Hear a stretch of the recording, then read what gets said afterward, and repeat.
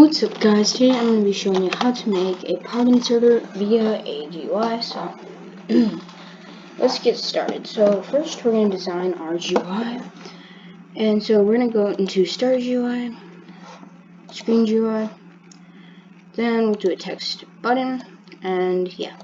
So I don't usually design my GUI for stuff like this, but I suppose this is an exception, so text, or click here to insert part, something like that. So I'm going to show you two ways. Number one, inserting a regular part, and another one is model. So this will be our actual part. I'll just make it a simple box that you can insert. So yeah, then you're going to want to move it to replicated storage, and we're going to call this part insert, something like that. I don't know. So now we have it stored, we're essentially going to clone it and then insert it to a specific position. Let's say I want to insert it here. I'm going to get the position in a second. So anyways, add a script and then get the position here. And then that. I just copy and paste that. Okay, there. So then I remove the part. And what we're going to do now is we need to define a few things. So first we need to define replicated storage. So local replicated storage is game.replicated storage. Local text button equals script.parent. Local, and then we need to define our part. So part insert replicated storage, part insert. So now we have our parts, right? This is not a model. I mean, we can change position just by using this property right here. So what we're going to do is make a function. And what we can do is function insert part, and then what we'll just do in this function is local part equals here. Part equals part insert then part.parent equals game.workspace, part.name equals part, and then part.position equals then vector3.new. Simple. So now what we need to do is detect the GUI being clicked here. So it's quite simple. Text button dot mouse button on click connect function, then insert part. So what we're doing is made a function. We're calling this function after it has been clicked by clicking the left mouse, or the left mouse button, whatever, the first mouse button. So yeah, that's essentially that. Let's see if this works. We most likely will have an error, because that's with all code. You'll get some sort of error. Yep. So obviously, we have an error. That's kind of how you debug code. So we have an extra parentheses here. That was our issue.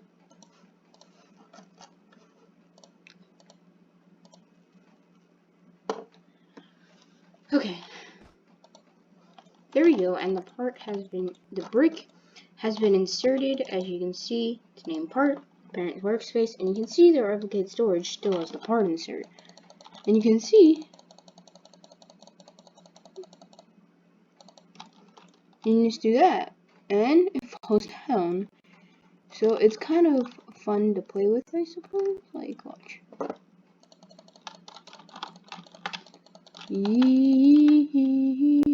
Ow. So it is quite fun.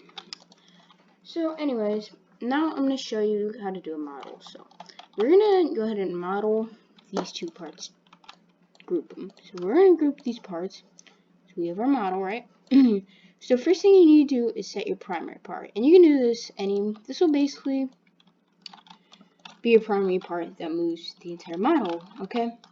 So we'll use the same position, okay?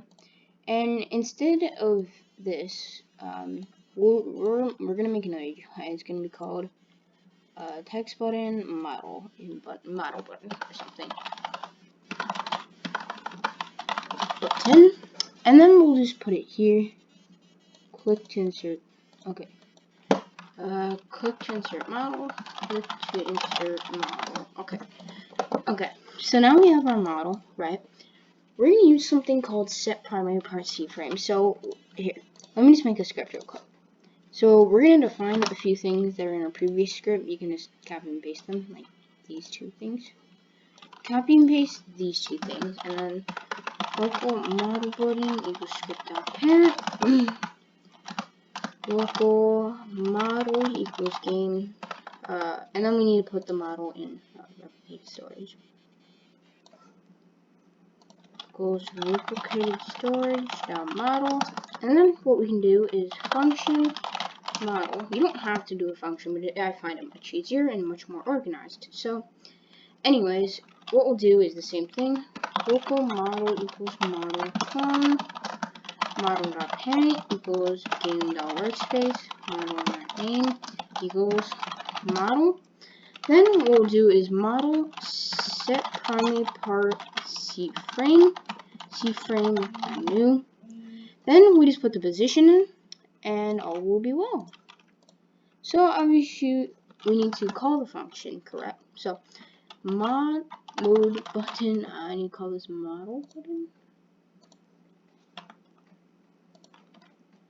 Button.mouse button one click connect function insert model. Okay, so we're bound to have an error, so don't be surprised if that is the case.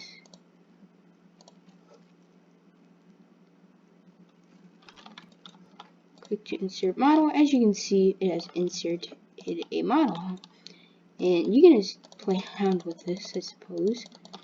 As you can see, it's going to keep inserting a bunch of models. Very fun to play with.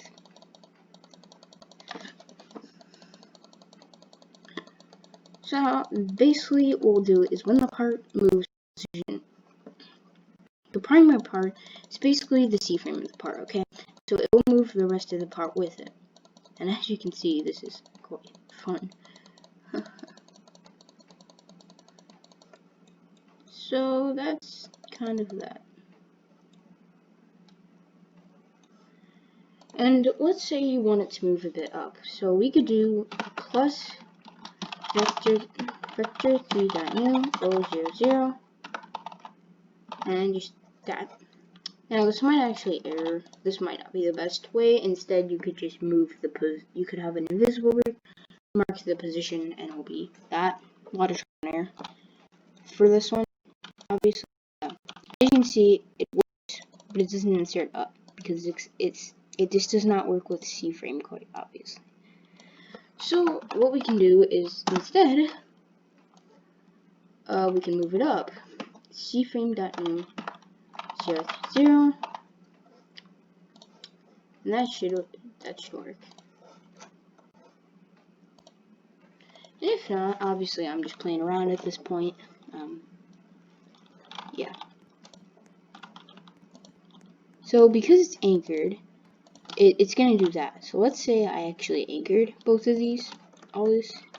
I just go to replicate storage and anchor down the part. It will move up because what we're doing is adding another vector 3. So it will take both positions and it'll basically add on to the position, essentially. So as you can see, it does that. And if I were to insert something like a 3x into my game, you can see here. Actually, no, we can just use the Explorer for that. My phone.